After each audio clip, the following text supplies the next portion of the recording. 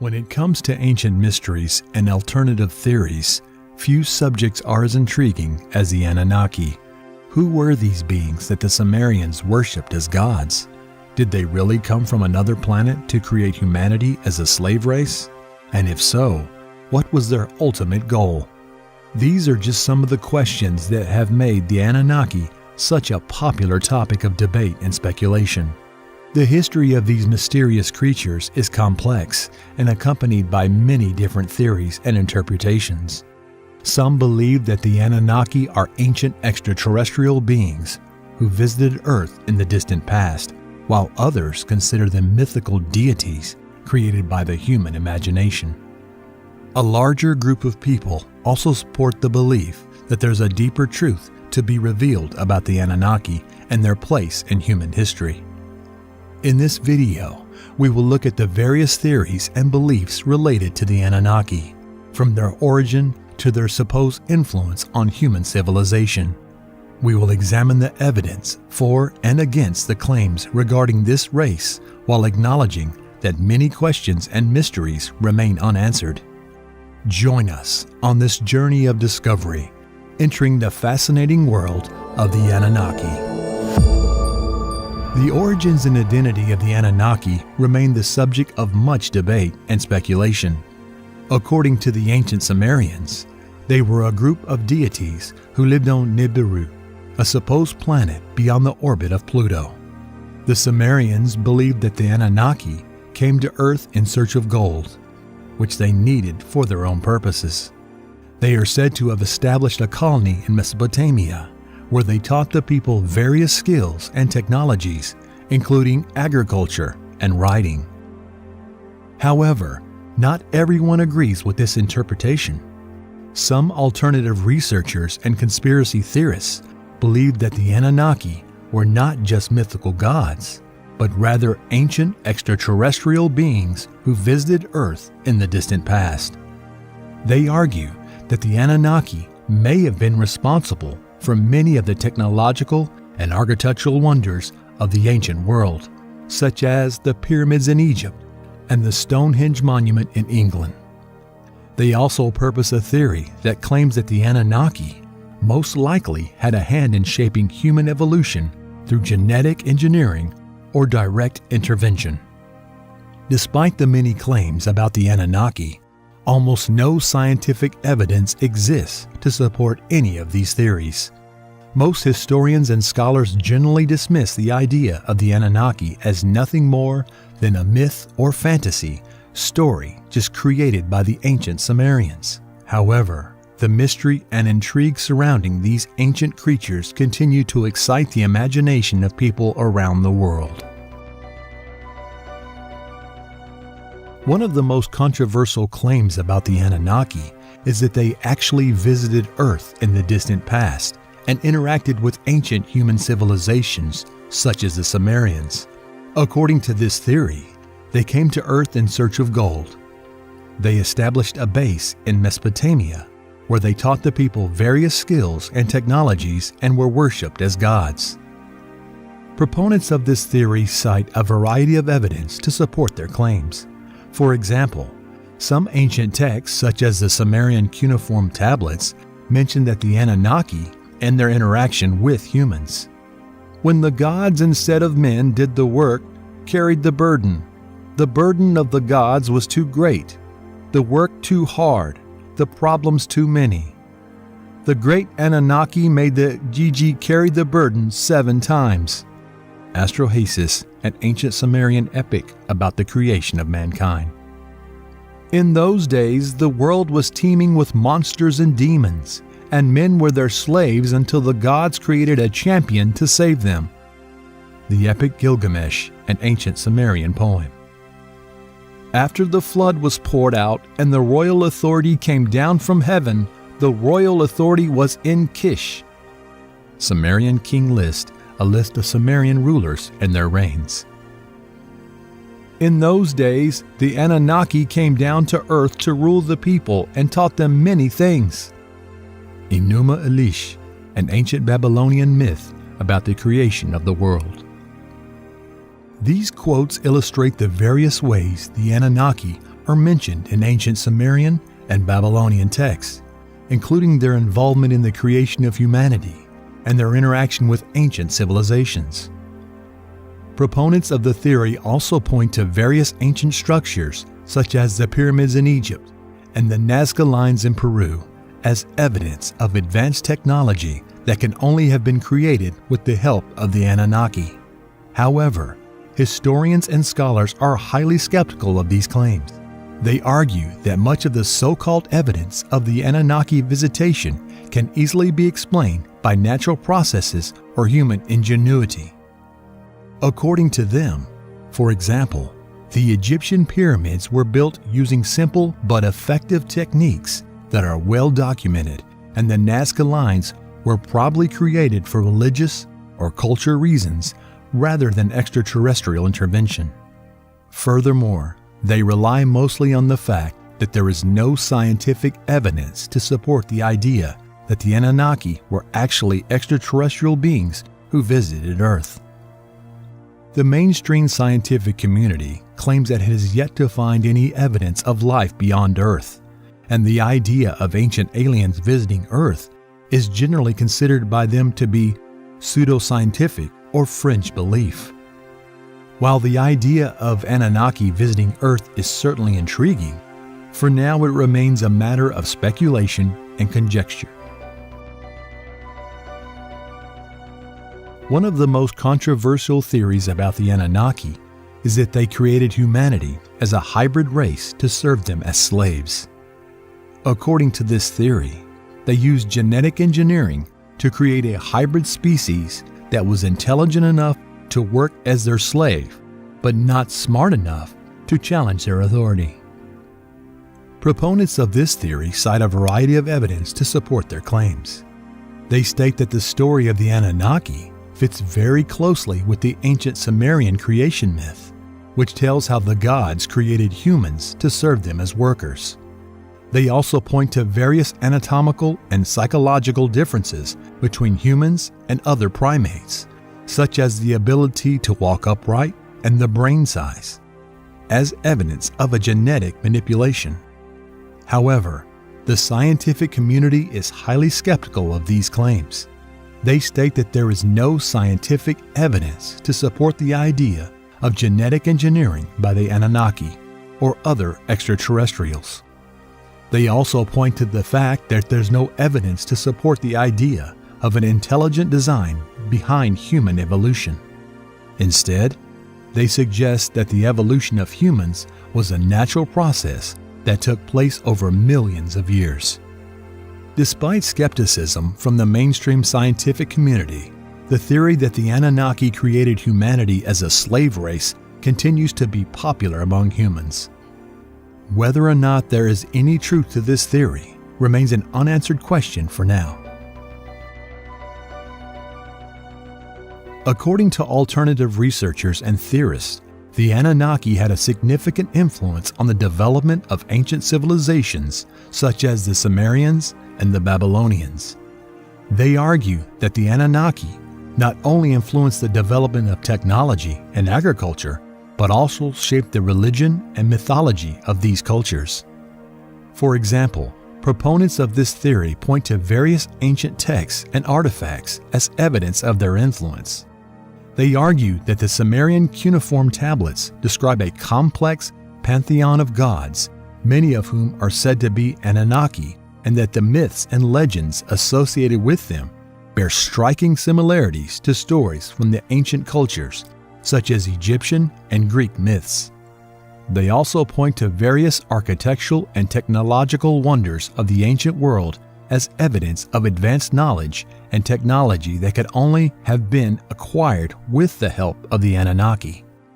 Skeptics, however, respond that the similarities between the myths and legends of different cultures can be explained by culture diffusion, and that the architectural and technological achievements of the ancient world were the result of human ingenuity rather than extraterrestrial intervention.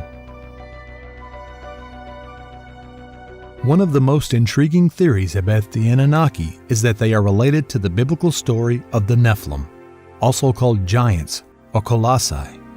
According to the book of Genesis, the Nephilim are a group of giants who are said to have lived on earth before the Great Flood.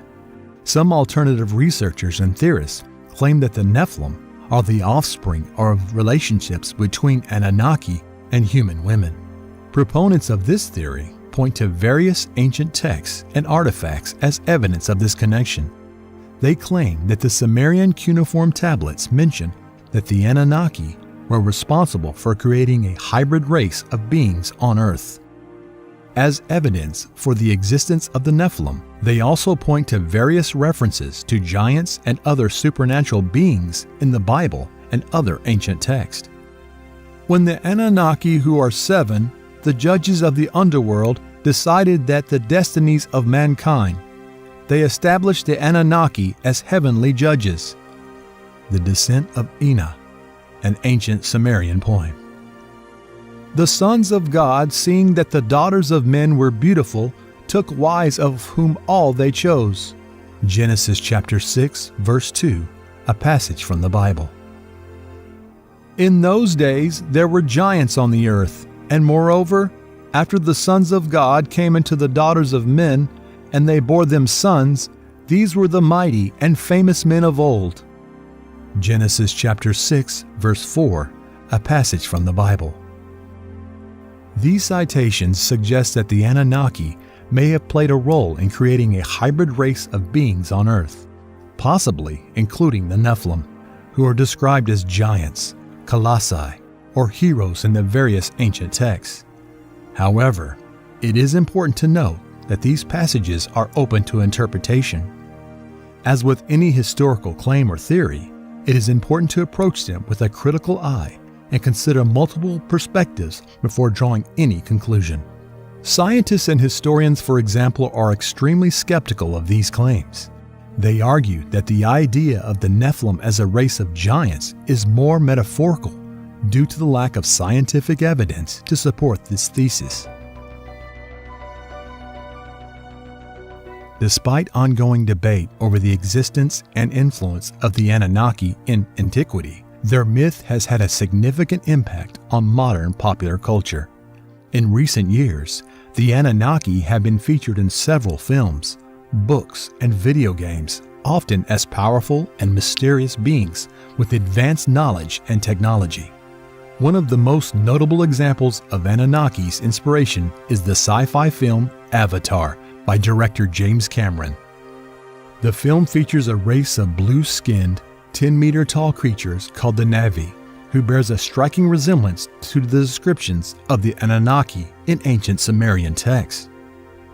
In addition to movies, the Anunnaki have been the subject of numerous books and television shows, many of which explore the various myths and legends associated with these mysterious beings. Despite their popularity in modern culture, the true nature and influence of the Anunnaki remain unknown. Regardless of their true nature, they remain a fascinating and mysterious subject of study, and their influence on ancient civilization and modern popular culture continues to be a source of intrigue and inspiration for many. Ultimately, the history of the Anunnaki remains a matter of debate and speculation, and everyone decides for themselves what they believe about this mysterious, enigmatic race of beings. Whether real or imagined, they are a fascinating and thought-provoking part of human history and culture and will continue to inspire curiosity and wonder for generations to come. If you like this video, give it a thumbs up and share it with your friends. Don't forget to support us by pressing the subscribe button so you don't miss a single episode of our adventures. In this video, we will travel back in time to explore some of the most fascinating Sumerian texts ever deciphered. They tell the story of Enki, the god of water, wisdom, and magic, and his connection with the Great Flood that destroyed much of humanity. This myth appears in the epic accounts of Atrahasis and Gilgamesh around 2000 BC, which is 1,000 years before the first record of Noah's flood, and calls into question the credibility of the later biblical account. But as with many other ancient stories, There are many historical mysteries and alternative theories surrounding this event. According to the Sumerian text, Enki expressed a special wish. He wanted the memory of the flood to survive. But why would the god of water and wisdom have such a strange wish? As the story progresses, we see that Anunnakis chose to stay on Earth after the flood, while others left for their home planet of Nibiru. What has caused this division among them? Was there no disagreement about the flood? The leaders took oaths of silence. What were they trying to keep a secret? What were they afraid to reveal? We also read about the rescue of Marduk, who was given a new body and sent to live in peace on another planet. Is this just a myth? Or did the ancient Sumerians possess knowledge we are yet to discover? As we examine the ancient texts and the mysterious events described in them, we ask ourselves, was there more to the story of Enki and the flood than what we still don't know? Were the ancient Sumerians initiated into knowledge that we have not yet discovered?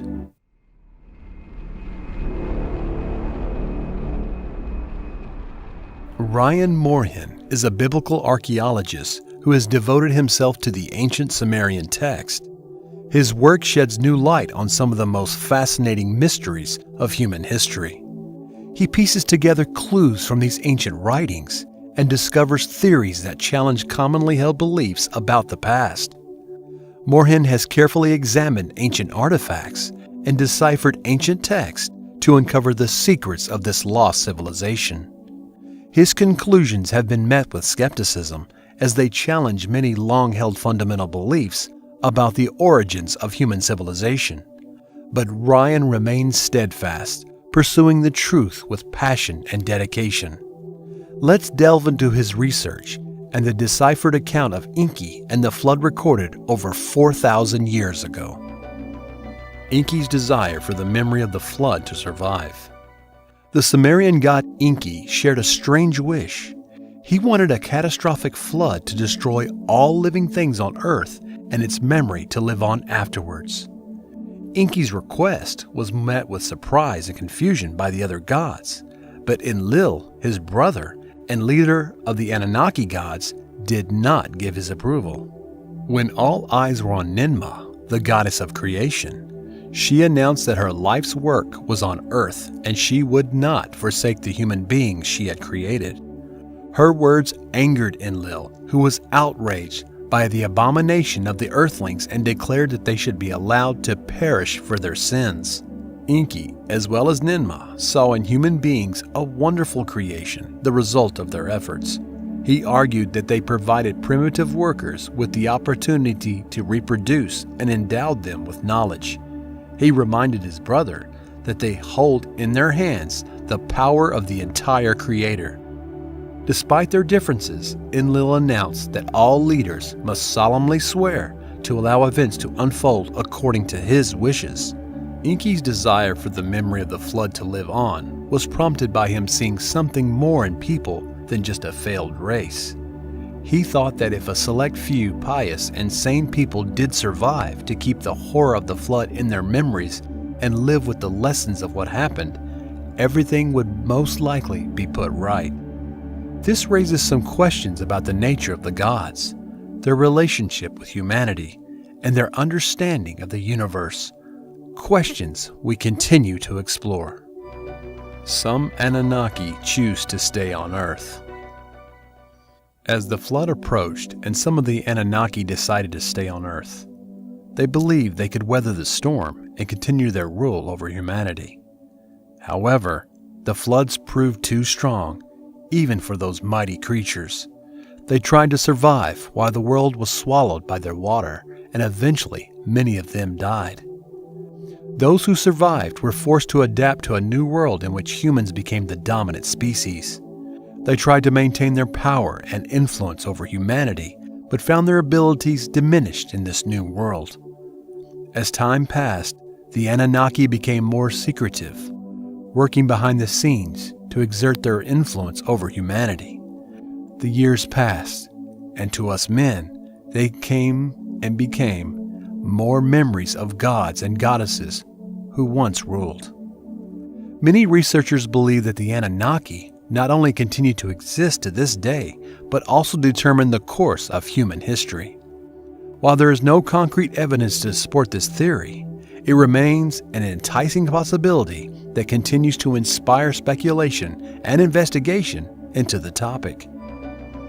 The storage of various species by Enki and Ninmah. The waters continued to rise, and Enki and Ninmah were not content simply to save humanity from extinction. They also set out to preserve a wide variety of animals and plant species to ensure that the earth would be able to recover after the waters receded. Some evidence suggests that Enki and Ninmah were aided in this task by other members of the Anunnaki who worked tirelessly to collect and preserve as many species as possible. Atrahasis, at Enki's behest, built a huge vessel and loaded it with everything from ants and beetles to elephants and giraffes, the conditions on board being carefully controlled to ensure that each creature had the best possible chance of survival. It's not entirely clear why Enki and Ninmah were so devoted to the preservation of such a wide variety of species.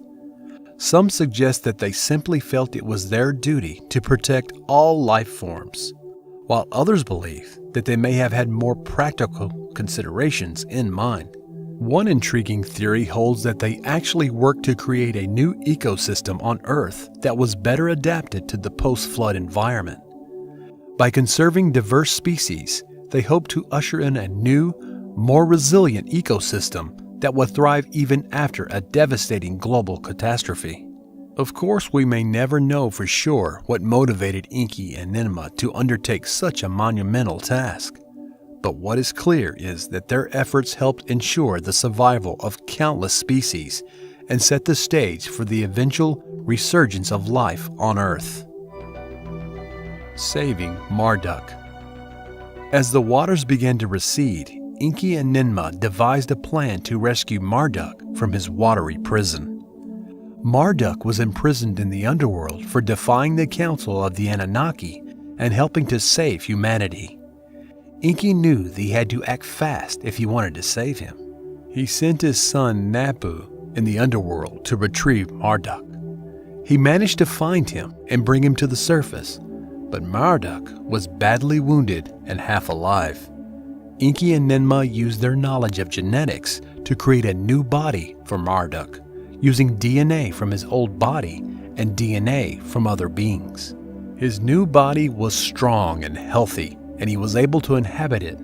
However, the Council of the Anunnaki still considered him a criminal and ordered his execution. Enki and Ninmah, who had loved Marduk during this time on Earth, were determined to save him. They came up with a daring plan to remove him from Earth and transport him to a distant planet where he could live out his days in peace. The plan required the cooperation of several other Anunnaki who were sworn to secrecy. Thus, they were able to carry out their plan, and Marduk was saved from certain death. The council was furious when it found out what had happened. Enki and Ninmah were forced to take an oath of silence that prevented them from revealing the truth about saving Marduk. The events surrounding his rescue and subsequent concealment remain one of the greatest mysteries in ancient Sumerian history. However, this passage again reveals the possibility of the Anunnaki leaving Earth and inhabiting other planets. Were they able to create life on other planets? Did they possess knowledge beyond our understanding? These are just some of the questions we continue to explore. Oaths of silence taken by leaders. As life on Earth begins to recover, a new chapter in human history is about to unfold. According to some theories, the events that occurred during and after the flood were not fully disclosed to the public, and some leaders took an oath of silence to keep the truth hidden. The Anunnaki who remained on Earth after the flood faced a difficult decision. They had to rebuild civilization from scratch and had to decide which knowledge and technology to pass on to the people. Some of them believe that the humanity should be allowed to grow and develop independently, without the intervention of the advanced beings. Others, that is capable of surviving on its own without their guidance. The Anunnaki leaders took a solemn oath to keep the truth hidden from us humans. They would only reveal certain knowledge and technology if it was necessary for our survival. This secret has been kept for thousands of years, with only a select few initiates gaining access to the full knowledge of the Anunnaki. Some argue that there is no evidence to support these theories, while others point to ancient texts and legends to support their validity. But haven't you sometimes wondered how discoveries, inventions, etc. suddenly appear in our history that move us decades ahead? Is there not something bigger behind it? Or are these discoveries just the fruit of genius people? Let us know your thoughts in the comments. Introduction of Earth years and creation of sanctuaries and festivals. After the flood, Enki and his fellow Anunnaki tried to establish a new order on Earth. They introduced the concept of Earth years and created shrines and festivals to mark the survival of different species and the new beginning of life on Earth. Enki instructed the surviving humans on the concept of counting years, which they were used to mark time and celebrate various events. The festivals included the Akitu festival, which marked the beginning of the new year and the renewal of the earth, and the Zakmuk festival, which celebrated Marduk's victory over the forces of chaos. He also created sanctuaries and were dedicated to the preservation of various species and served as a reminder of the Anunnaki's responsibility to protect life on Earth. It remains a mystery, however, whether the Anunnaki did not have more selfish motives for introducing these concepts. Did they not use earthly years and festivals to assert their control over human civilization and maintain their power and influence? The choice of a deserving person to maintain civilized humanity after an impending catastrophe. In the deciphered Sumerian account of Enki and the flood, in the end, the gods decided that a man must be chosen to preserve civilized mankind after an impending catastrophe. The candidate had to be worthy and righteous, someone who could be entrusted with the sacred knowledge of the gods. This raises many questions about the nature of the coming catastrophe, as well as the identity and qualifications of the chosen person. Is it a natural disaster that they have predicted is coming to the future, or something else? And who was deemed worthy enough to carry on this legacy of the gods? It has been suggested that this candidate may have been an actual historical figure, while others believe that it was a metaphorical representation of the human race as a whole. Nevertheless, the idea of a chosen one tasked with preserving the knowledge and values of higher power is a recurring theme in the mythology and religion of various cultures. Perhaps the story of Enki and the flood serves as a cautionary tale, reminding us that our actions have consequences and that we should strive to be worthy of the trust and knowledge we are giving. Or perhaps it's a call to action, a message that we must prepare for the challenges ahead and strive to be the best versions of ourselves so that we're ready to meet whatever awaits us. Whatever the interpretation, the story of Enki and the flood continues to intrigue us, inviting us to ponder these mysteries of our past and the possibilities of our future. Over the years, in numerous regions of ancient Mesopotamia, scholars have discovered tablets with one of the most ancient manuscripts ever to exist. It's called the Sumerian King List. It details how in the distant past, our planet was ruled by 8 mysterious kings over a period of 241,000 years. The list itself literally says, "After the kingdom came down from heaven, the kingdom was in Eridu," and tells the incredible story of the reign. In the record, it is noted, in 5 cities, 8 kings. They ruled for 241,200 years, Then the flood came in. But how is it possible for 8 kings to rule the earth for 241,000 years? Also, not only does the Sumerian king list state how long they ruled on earth, it specifically says that they came down from heaven. The list details how these kings met their end during the Great Flood that swept the earth and goes on to detail what happens after that. Another kingdom is set down from heaven, and these mysterious kings once again rule over man. But is the Sumerian king list a mix of historical, verifiable rulers and mythological creatures? Or have scholars simply categorized some of them as mythological because of their particular characteristics? For decades, people believed that the history described in the Sumerian king list was simply a collection of mythological accounts. Today, more authors and researchers disagree, suggesting that the contents of the list may not be mythological at all, pointing to the fact that scholars already partially recognize some of the king detailed in the list. Is it possible that what is recorded in the list is an actual historical reference? Could it be that thousands of years before modern history, our planet was ruled by kings from another world who came to Earth from a distant place in the universe to rule over us? Do you allow for the possibility that these long reigns were possible at a time when civilization, society, and our planet were much different than today? If you are still in doubt, here is the time to note that the earliest listed ruler is today an archaeological confirmed historical figure. This is Enigmatic from Kish.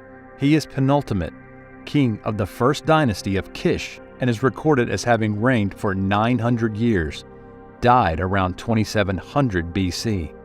If you like what we do, support us by subscribing to the channel. The Sumerian king list, also known as the Chronicle of the Soul Monarchy, is an ancient literal composition written in Sumerian, probably created to legitimize the claims to power of various city-states and kingdoms in southern Mesopotamia during the late 3rd and early 2nd millennial BC. It does so by repeatedly listed Sumerian cities, the kings who ruled there, and the length of their reigns. In the early part of the list, these reigns often span thousands of years. The oldest known version is dated to the year 3rd period, around 2112 to 2004 BC, but was probably composed based on much older Akkadian source material. In its best known and best preserved version, the list begins with a series of antediluvian kings who ruled before the flood covered the earth, after which the kingdom was restored to Kish. It ends with the Yixan dynasty of the early 2nd millennial BC, which is well known from other contemporary sources. It should also be noted that what is commonly referred to as the Sumerian king list is not a single text. Rather, it is a literary composition of various versions that existed over time. All the sources found are in the form of clay tablets or cylinders and are written in Sumerian. 16 different tablets or fragments containing parts of the text are known. Most of them were found in various places in Mesopotamia. Most are found in Nibiru. There is only one manuscript that contains an almost intact version of the composition. This is the Weld-Blundell prism, which includes the antediluvian part of the composition and ends with the Yixan dynasty. What does the Sumerian king list contain? Lines 1 through 39. Before the flood. This section begins with the line, "After the kingdom came down from heaven, the kingdom was in Eridu." 2 kings of Eridu are mentioned before the city fell, and royalty was taken at Bad Tibera. This pattern of cities gaining a kingdom and then falling or being defeated, only to be succeeded by the next, is present throughout the text. Remarkably, this is almost always described in exactly the same words. This section mentions 8 kings who ruled over 5 cities.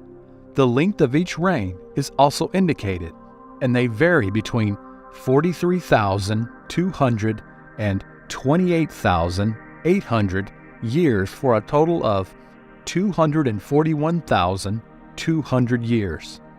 The section ends with the line, "Then the flood came." Among the kings mentioned in this section is the ancient Mesopotamian god Dumyazid, lines 40 through 265, the first dynasty of Kish to Lugal-Zagesi. After the flood came and the kingdom came down from heaven again, the kingdom was in Kish. After this well-known line, the section continues with a list of 23 kings of Kish who ruled for shorter periods, between 1500 and 300 years, for a total of 510 years. Apart from the length of their reigns and whether they were sons of the predecessors, no other details are mentioned about them. The exceptions are Atana, who ascended to heaven and consolidated all foreign countries, and Enmabagarsi, who made the land of the Elamites. Enmabagarsi is also the first king in the Sumerian king list, whose name is attested in contemporary records. His successor, Aga of Kish, the last king mentioned before Kish fell and the kingdom was taken by Eanna, also appears in the poem Gilgamesh and Aga. The next lines up to Sargon of Akkad show a constant succession of cities and kings, usually without much detail beyond the length of individual reigns. Each entry is structured the same way. The city where the kingdom is located is recorded, followed by the kings and how long they reigned, followed by a brief summary and a final line indicating where the kingdom was next. An opt example of this is found in lines 134 to 147. At Masanapata becomes king, he ruled for 80 years. Meskeanun, the son of Meskenapata, became king, he ruled for 36 years. Alulu ruled for 25 years. Balulu ruled for 36 years. 4 kings ruled for 171 years. Then was defeated, and the kingdom was taken from Avan. Individual reigns range in length from 1,200 years for Lugalbanda of Uruk to 6 years for another Uruk king and several Akshak kings. The number of years in office decreases as we go down the list. The earlier part of this section mentions several kings who are also known for other literal sources. These are Dumzid, the fisherman, and Gilgamesh, although virtually no kings from the earlier part of this section appear in records dating from the actual period in which they are supposed to have lived. Lines 211 through 223 describe a dynasty from Mari, which was the city outside of Sumer itself, but played an important role in the history of Mesopotamia during the late 3rd and early 2nd millennial BCE. The subsequent 3rd dynasty of Kish consisted of a single ruler, Kug-Ba, the woman tavern keeper, who is believed to be the only queen including the Sumerian king list. The last 2 of the dynasties of this section, the 4th of Kish and the 3rd of Uruk, provide a link to the next section. Sargon of Akkad is mentioned in the Sumerian king list as a cupbearer to Zababa of Kish, and he defeated Lugal-Zagesi of Uruk before establishing his own dynasty. Lines 266 to 377, Akkad to Eisen. This section is dedicated to the famous Akkadian ruler Sargon and his successors. After the record of Shar-Kali-Sheri, the Sumerian king list reads, "Then who was king? Who was not king?" suggesting a period of chaos and uncertain times during which the Akkadian Empire came to an end. 4 kings are mentioned as ruling for a total of only 3 years. One of the Akkadian kings mentioned after Shar-Kali-Shar, only the names of Dudu and Shuturul are attested in records dating from the Akkadian period. The Akkadian dynasty was succeeded by the 4th dynasty of Uruk, 2 kings of which Ur-Nigan and his son Ur-Gagir appear in other contemporary records.